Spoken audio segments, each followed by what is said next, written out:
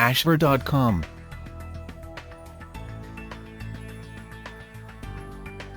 Hello and welcome to ashver.com. You are watching an interesting and informative video on vitrectomy, macular pucker surgery and recovery. Please read the disclaimer carefully.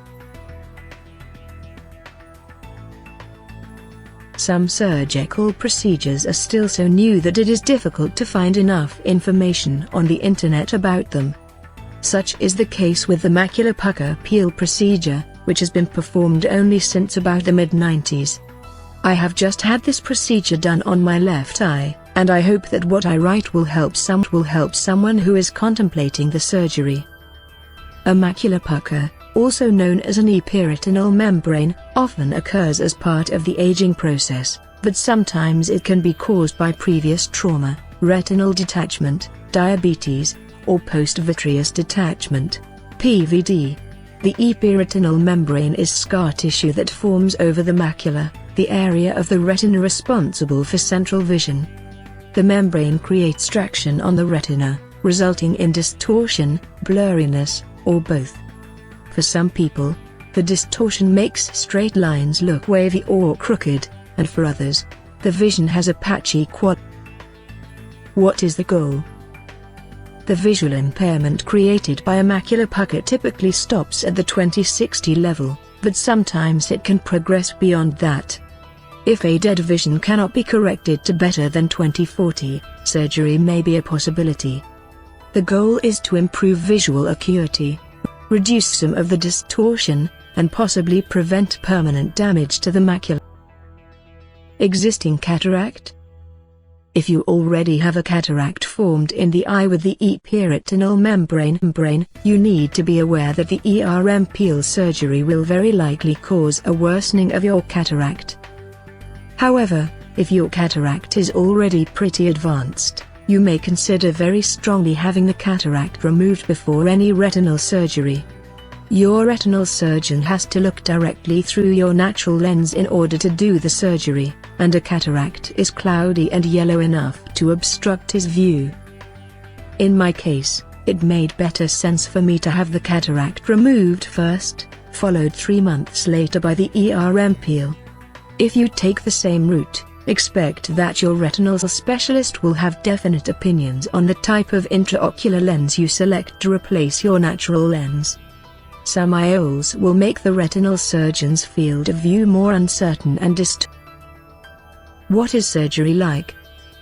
At the time of surgery, the patient is anesthetized, their eye dilated, and the surgeon inserts trocars and infusion cannulas directly into the eyeball.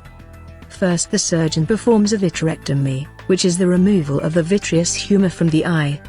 The vitreous is later replaced by a saline solution. Next, the surgeon places a special contact lens over the surface of the eye, giving him a window that he can look through in order to see the retina. With the aid of a high-powered microscope and special lighting, the surgeon takes tiny forceps and peels the epiretinal membrane from the macula. This usually takes about 30 minutes, but can take over an hour depending on the texture of the membrane. What kind of anesthesia? Most frequently, this surgery is performed using a topical anesthetic and light sedation. Some surgeons, like mine, will prefer to put the patient under general anesthesia. This eliminates the possibility of the patient moving during the delicate procedure. Do not assume that your procedure will go exactly the same as what you've read about on a retina surgeon's website.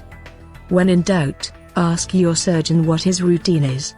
If your preoperative screening involves doing blood work, an EKG, and a chest X-ray, you are most certainly going to be put under all the way. If you are under general anesthesia, most likely the surgical team will give you a nerve block as well.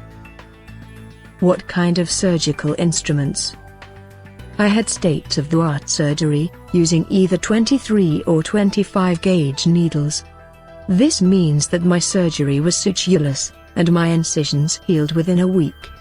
Within 7 days, all threadiness, swelling, and bloodshot quality was gone from my eye, and you would never guess that I had surgery.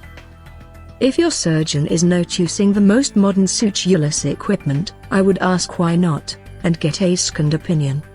If there are no sutures, there is no post-operative pain, and the incisions heal much faster.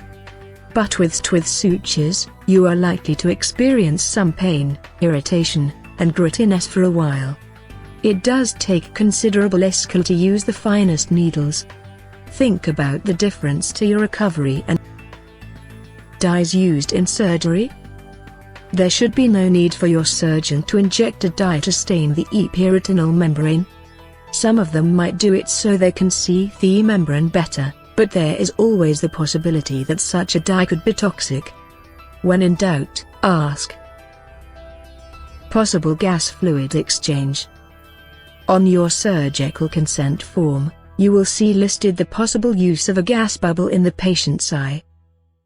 The most common reason this would occur is that the patient's retina detached or during the procedure, which happens about 2% of the time. You need to know that a retinal detachment is one of the risks of this, or any, eye surgery. Very serious, but hopefully, it won't happen to you. Another possible reason for a gas bubble is to ensure against any damage which might have occurred during the surgery. Unexpectedly, my surgeon put a short-acting gas bubble in my eye. He made an on-the-spot decision to peel the ILM, inner limiting membrane, as well as the ERM.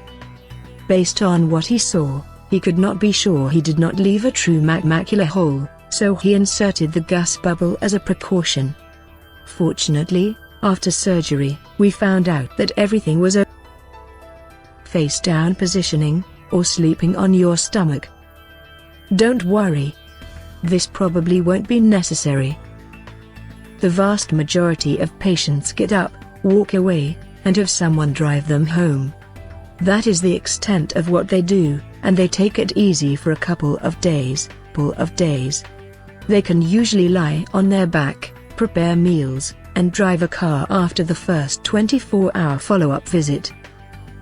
But those few patients with a gas bubble need to stay in the face-down position 90% of the time until the doctor says it's okay to be upright. Since I had a gas bubble, I had to assume face-down positioning for 3 days only. The purpose of this is to exert just the right amount of pressure against your macula, which is located at the back of the eye. When the doctor determines that your macula is all right, he will give you your get-out-of-jail card. It is dangerous not to do what he says, and you cannot fly in an airplane while you have the gas bubble.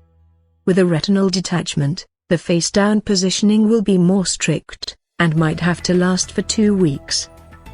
Your vision with a gas bubble in your eye is like looking through a goldfish bowl.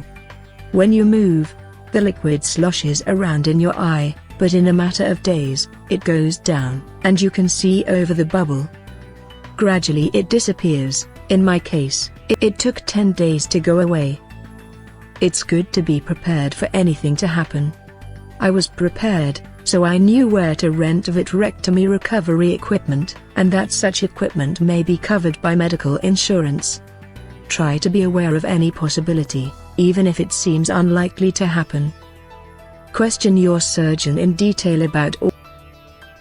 What are the results? There is not one standard outcome to be expected from this surgery.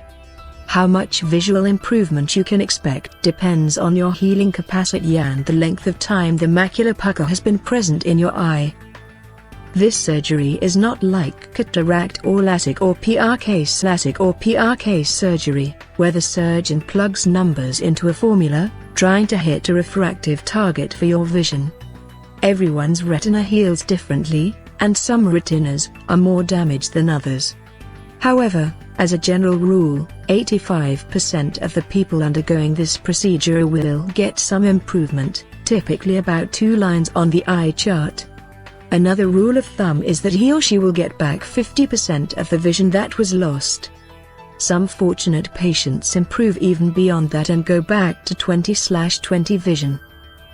My visual improvement was documented about 2.5 weeks after surgery. Before the surgery, my best corrected vision in my left eye was 20/40. At the 2.5 week point, it was 20/30. About 5 months after surgery, I could see 20/25 out of that eye. I do have some residual distortion. That's fairly typical. With a successful ERM peel, you will be seeing better through your visual distortion. I know that sounds strange, and none of your explanations will make sense to you or anyone else. Just accept that it's something of a paradox. I had one correspondent who had this surgery, and she said that, although she still has quite a bit of distortion, she can see better because the central blurriness disappeared as well as the huge floaters and faded spots. After the surgery, there will be some lasting damage to your macula, however slight. 2 months after surgery, one of my ophthalmologists took a picture of the back of my eye, and let me have a look. The macula is supposed to be very regular and spherical. Mine looks like a spinach leaf that an insect decided to nibble on, and not finding it tasty, moved on to hope. I've begun to refer to the ERM peel surgery as peel and hope, because that is all you can do. With a competent surgeon, you stand an excellent chance of an improvement in visual acuity. And having the surgery just might mean the difference between being able to pass the eye test at the Department of Motor Vehicles, and failing it. I am glad that I had the surgery. It takes 3 to 6 months for full healing to take place after an ERM peel. I believe the 20/25 aided vision I have now with my left eye is about as good as could be expected. Thank you for watching this video. This channel offers motivational, inspirational, valuable and informative videos to soothe, cleanse and inspire your health, mind, body and spirit. You can find lot of interesting videos on wide range of topics here. Stay tuned and keep watching.